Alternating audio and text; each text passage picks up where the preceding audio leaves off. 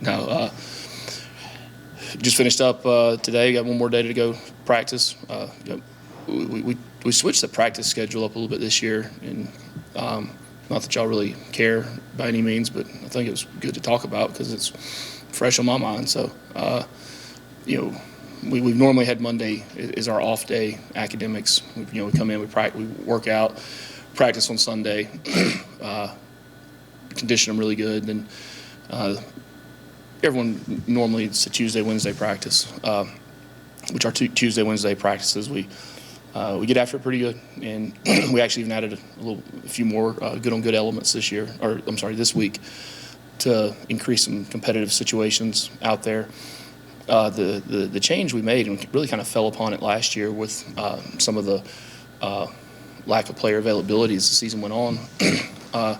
We go out on Thursday and we do a focused, really 2-hour walkthrough, tennis shoes and jerseys, and the first 30 minutes of it, the travel team goes and they get their workout in.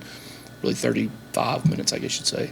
Travel team goes and gets their workout, and we bring the young guys and developmental guys out in their pads, and we're able to get really a 40-minute practice in with those guys, doing 10 minutes of indie, 10 minutes of group and one-on-ones and 7-on-7, and 10 minutes of team period with those guys. And it's been really good in a lot of ways. The biggest thing has been the development of these young guys and getting these guys, whether it be receivers or linebackers or DBs, but the line of scrimmage is where it's really showing up. Getting this extra 40 minutes in with these guys every week now that normally they don't get to, they're not able to do, and they're just as valuable to this football team as anyone is. And we've talked a lot about our team this week and the value of everyone on the team. And that's why I just wanted to mention the fact that these guys are getting to go out and get a really good practice in before we go through the segmented situational scout walkthrough, and to see the improvement in a lot of these young guys on the lines of scrimmage, and it's because that's where you're getting the contact in, you're getting the technique and the fundamentals, and there's some of those guys that are going to continue to go from where they're at now and move up quick sooner than later. I mean, you talk about some guys that stood out today. I mean, Shamik is really starting to show up on the defensive line. Ezra is making plays. Patrick Screws is a guy that, man, you talk about a big man that can move and do the things the right way. He's got a really good future here. And then Ben Galloway, Gabe Fortson, and there's some guys that are in the 2 deep that we still send out there to get the work in. Elias Cloy, there's guys that are really starting to show up out there. Jackson Long's another one that is getting a lot of good reps in out there. And then the receivers, some of the guys that had been hurt, it allows us now a chance to get those guys a lot of valuable reps that they might have missed in preseason camp. Juju's one of them. Blackstrain's one of them. They might have missed some time during camp, and now all of a sudden they're getting to make those reps up. So it's been a huge benefit. I'm glad we did it. Glad we made this adjustment. It's something I've looked at for the last really 6 or 7 months and studied, and then tomorrow morning we'll put helmets back on again, and we'll go out there and we'll rev it up and go a full practice. And it's not as long as a normal practice, but it's we're out there on the field and then going versus scouts and getting after it again, and then we take it off and do a situational walkthrough, and because we're fortunate enough to be able to practice in the morning, it provides a good window between the time you play and if you look at the scientific part of it, and that's something that when you talk about analytics and sports science or just old school gut feeling, it's 50-50, 60-40, 40-60 any given day, but you've got to look at those things, but also go with what you feel and go with what your gut tells you. No different than the way you practice during the week is really no different than game day with game day decisions. You use analytics and research to give you some parameters, but it comes down to your gut feel when the game's on, and it's really the same way with practice. And to look at the way you really go through the week, where you play on a Saturday and then Sunday and Monday is your off day, so you're coming down, and then Tuesday and Wednesday you ramp it back up. And it didn't make sense to me, being the Georgia Tech guy that I am to then keep it up on Thursday and then do nothing on Friday and then go back on Saturday. So when you look at a W and the way you practice during the week, it kind of made sense to me. So and then putting that in with our a lot of the studies we've done, and Mark Smith in sports medicine, and AJ and Jordan Diaz and Sean Boyle, who do a lot of the sports science stuff out of the weight room with AJ. Man, you talk about really being able to help the way we play on Saturdays. You like to say, yeah, we're a lot faster, but I think we're playing faster, and we'll hopefully continue to play faster because of the way we're preparing during the week and some of the changes we've made in that. So, just want to give a lot of credit to those guys that were there through the last several months of us studying this and being able to hopefully continue to play fast on Saturdays, but also developing these younger guys in a way that will have them more ready to play for us. So, with that, questions. I was wondering if you had any updates, Dom Chase or Jordan Williams. Obviously, Jakaya played really well for Jordan, but just I told Jakaya on Sunday I was really proud of him. Really proud of the way he stepped in and played. With Jordan being out, it was good to see. It's good to have depth at that position, and good to have guys that can play multiple spots and swing both sides, and then whether it be it's not just a singular backup that might be playing all positions. And the worst thing about coaching O-line is when you have one guy go down and it becomes a 2-for-1 or a 3-for-1 position change to get the guys in. And, so we're on the right track as far as building the depth at those positions. Jordan will be out for a couple of weeks. It'll be we'd love to have him back for next week, but it'll be a week-to-week thing. Really shooting for after the bye week with Jordan. Dom was full go this week, back full go for the game. And who else is? Chase. Yeah, Chase actually was back out this week. He won't play Saturday. He was, he'd be an emergency case only for the game. But we are shooting for next week for him to be full go. But to get him back out on the field and start to be running around and doing things, it's a testament really to the training room and how they're rehabilitating guys and getting them back pretty quickly. But also to him and his mindset, and the mindset he has to be out on that field. He's been such a great addition to that room. Not just with the way he plays, but the level of maturity and the professionalism that he carries himself with. It's been a tremendous addition to that room. Going back to giving some of those young guys a chance to get out there and hit and play. Is this a way for you to identify guys maybe somewhere down the road in the right situations, getting them out there within that 4-game time frame? Yeah, 4 games. If they're ready to help us play winning football, they're going to play winning football.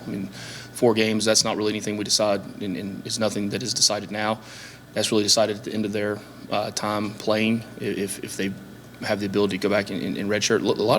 Nowadays, so many guys are graduated within 3.5 and 4 years, and normally if guys aren't playing, they've got a big something pretty powerful in their pocket with that Georgia Tech diploma, and a lot of those guys take that choice to go into the real world and start their life after football.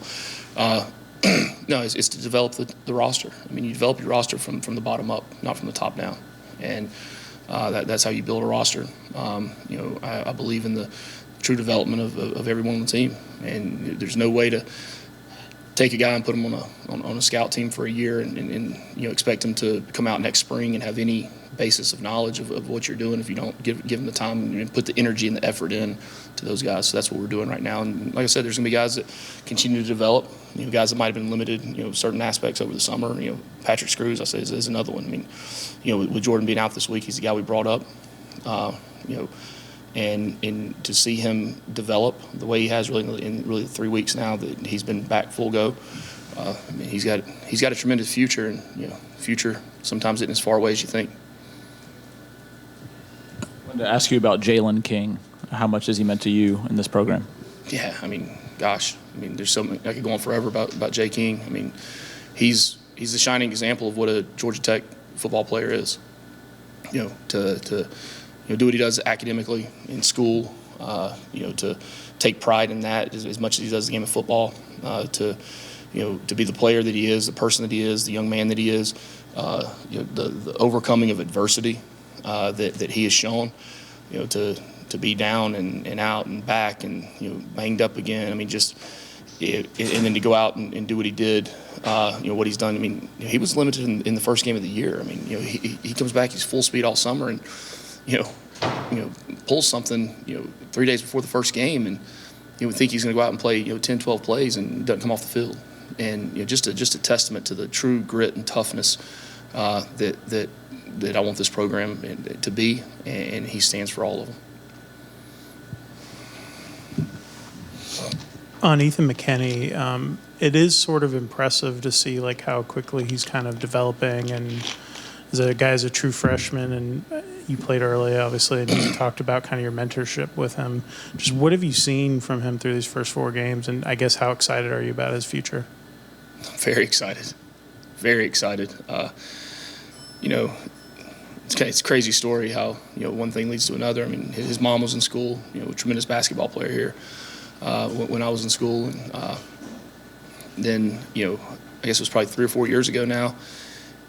He shows up at camp, and I think he was 232, 236 pounds, and he goes out there. I think he was a 10th grader at the time, and goes out in camp and just performs like you want one of your offensive line recruits to perform. Problem was he was about 70, 75 pounds too light, but he was young.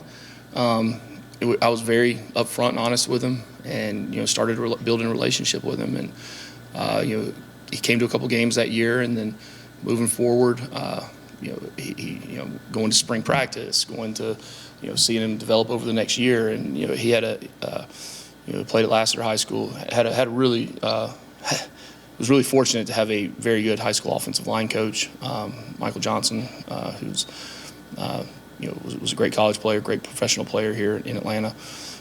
Coached him up, so the learning curve for him, from a technical standpoint, fundamental standpoint, was not as great as some. But to see a guy go out there as a freshman and perform the way he has, and the way he'll continue to improve. I mean, this kid has improved every single week. I mean, what he's done, and let's don't take it for granted now. I mean, the guy he's playing next to is one of the smartest players I've ever seen. Joe Fusel is one of the absolute smartest on the field, off the field, but the way he studies it and sees the game, and now the way he's able to help Ethan on the field and in practice, and look, it's not like they're taking it easy on the kid either now. I mean, they get after him. When you make a mistake, you won't get what you deserve. And there was an instance in practice the other day where he didn't go out on a run call or something in Weston. I thought Weston was about to rip his face mask off, but that's what you want. That's what you want. That's how you. I'll never forget out here on the field. I mean, we were playing NC State my freshman year, and it was at the end of the game, and I still remember the play like it was yesterday. I was playing right guard, and I missed a block, and it was like the 4-minute kind of part of the game. We're up, and we get a TFL. I give up a TFL, and I will to this day not forget going back into the huddle, and Kenny Salage, who was our left tackle at the time, ripping me to shreds at the end of a game. But that's when it clicked for me how important it is, and how important every play is, and how important senior leadership is, and to be able to affect the young guys and get them to play the way the game's supposed to be played. And that's developing a culture. That's having a culture and a standard of winning, of chasing perfection. And that's what you want. And to see that happen on the field the other day to a young guy like Ethan, who's got such a tremendous level of talent, it's another small sign to show that things are going in the right direction. But you have to keep them going in the right direction. It can't be a one-time thing. It can't be a sometime thing. It's got to be an all-the-time thing. Last week you talked about being unhappy with some of the positions in practice, and then you said Tuesday they came out, with a lot of pep in their step. Overall, how has the practice been this week preparing for Bowling Green? It's been better. It's been much better. I think unhappy could be phrased to me all the time when it comes to what we're doing. being proud of something and someone is different than being happy with it.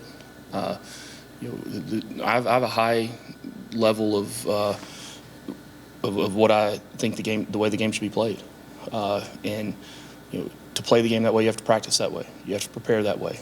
Your focus has to be that way all the time. It can't be a sometime thing. And my expectations are extremely high for this football team, day in and day out. And when you don't, when you don't reach those expectations, when you don't reach your potential, I think I said it, when we first opened up the season, we don't need people to play above their head. We don't need people to coach above their head. We don't need people to be better than they are. We just need them to be as good as they can be. And when you don't reach that standard, personal standard, an individual standard that everyone should carry for themselves, that's disappointing. And that's when, the unhappiness turns to anger. And, but I think a strong message was sent. I think there's a lot of things that we worked on this week to improve on that we didn't do well last week, whether it be, and really when you look at improvement on a football team, I look at it week to week, not from a game to a practice or game to game. It encompasses the entire week. What did we not do well last week on a Tuesday or on a Wednesday or on a Thursday? How can we do better this week? Because then you're going to continue to work to get your results that we all want, and obviously that's a win come Saturday. But there were a lot of things that we've got to improve on, a lot of things we have to get better at. Was it better than last week? Yeah, it was better than last week. Is it as good as it can be? No, not even close. Time for a couple more. I was just curious, Dre, White, and Kylie have been giving you good snaps. Obviously, Dre's been really productive the last couple games. It's been good to see, really good to see. I guess how important is it you guys really have not had linebacker depth in a long time here, and to maybe start to develop that a little bit? So you talked about it even at the beginning of the season as something you wanted to see, and I guess trying to develop that during the season, is that something to expect to see more of? Yeah, it is. Once recruiting is over and your roster's set, it's up to the coaches to develop those players, and that's exactly why I hired Kevin Scher as our linebacker coach. Hands down, the best linebacker coach that I've been around. To be able to get out of guys what he can get out of them, to develop them, to see guys who week 1 aren't ready and by week 3 they are, to learn and make adjustments in games. I mean, Kevin's done a hell of a job with these guys now of getting them to a level to be able to play.